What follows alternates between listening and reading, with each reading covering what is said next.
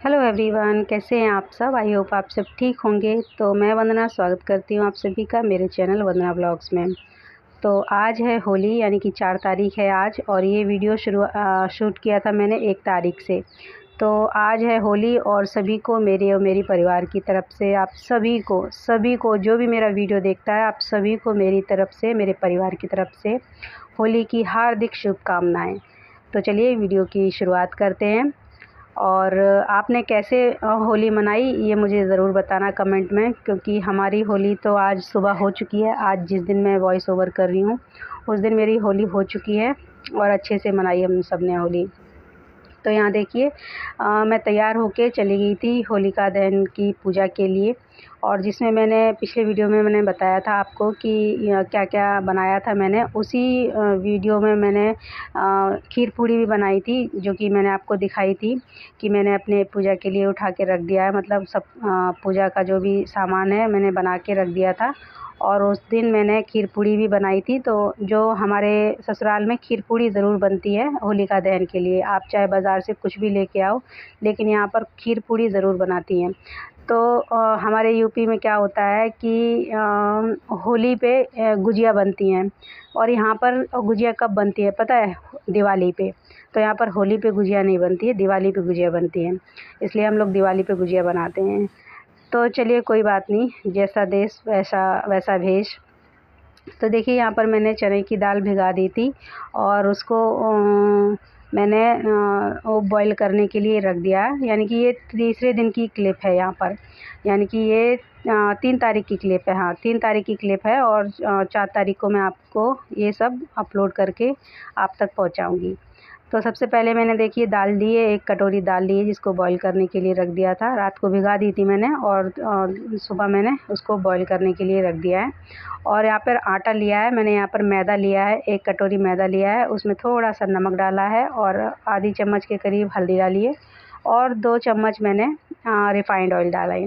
और इनको थोड़ा थोड़ा मतलब पानी डाल के एक सॉफ्ट सा डो लगा लेंगे। तो जो वीडियो था ना मेरा, पिछला वीडियो जो मैंने अपलोड किया था ना, वो मेरा वहीं तक था। जिस दिन मैंने खाना बनाया था बस उतना ही मैंने शूट किया था। फिर मैंने सोचा कि होली कैसे मतलब यहाँ पे जलाई जाती है, ये मैंने कभी दिखाया नहीं था। जब से मैंने वीडियो बनाया था ना, तब से मैंने ये दिखाया भी नहीं था कि कैसे यहाँ पर जलाते हैं। तो हमारे घर के पीछे ही जलती है ये होली, तो बस मैंने इसीलिए ये वीडियो यहाँ से स्टार्ट किया था, एक नया वीडियो।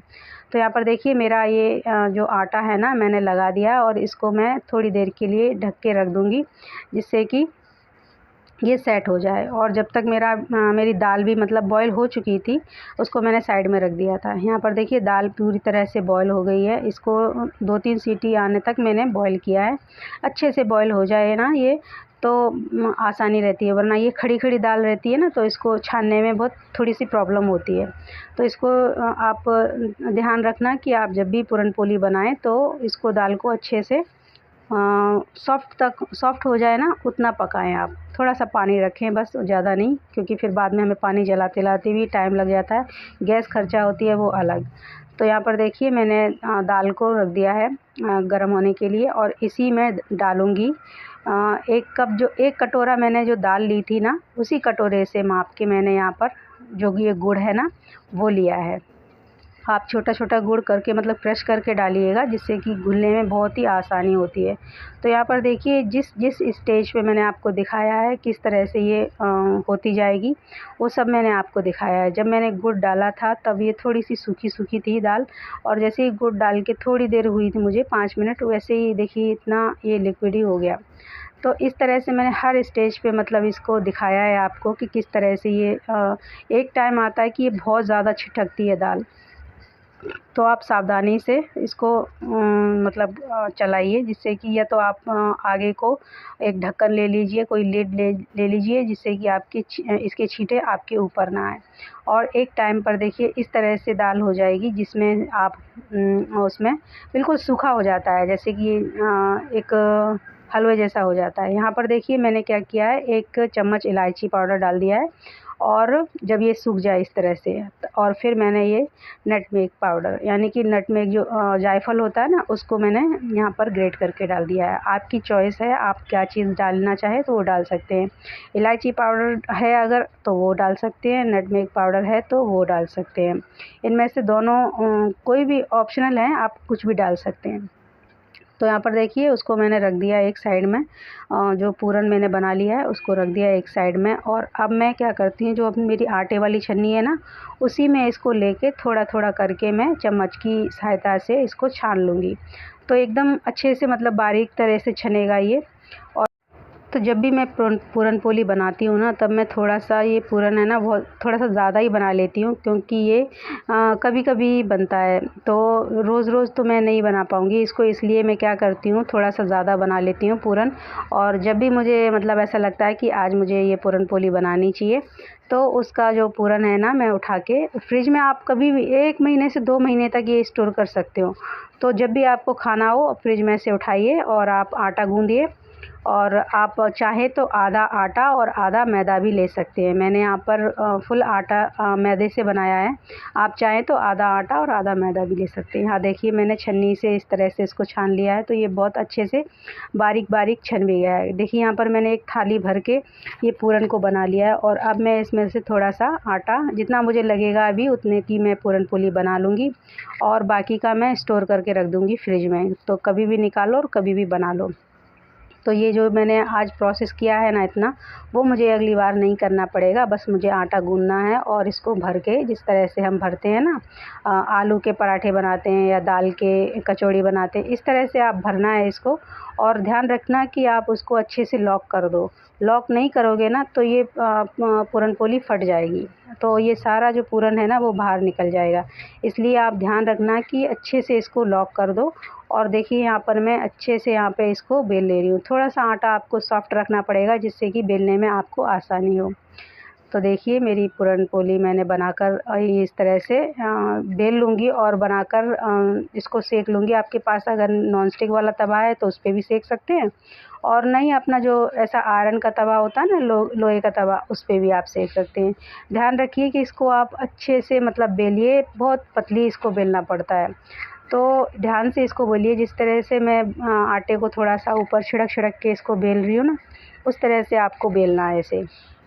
और ध्यान रखना है कि ये फटे ना। आपको अगर लग रहा है कि कहीं से भी फटने वाली है, तो बस आप स्टॉप कर दीजिए बेलना, और अब तभी आप उसको तवे पे सेक लीजिए। सेकने के लिए बस आपको इतना ध्यान रखना है कि जो आपने जो तेल डाला है ना आटे में, उस तेल से नहीं सेकना है। आप चाहे तो तेल से सेक सकते हैं, लेकिन जो खासकर जो पूरन पोली बनती है ना महाराष्ट्र में, वो घी से ही सेकी जाती है।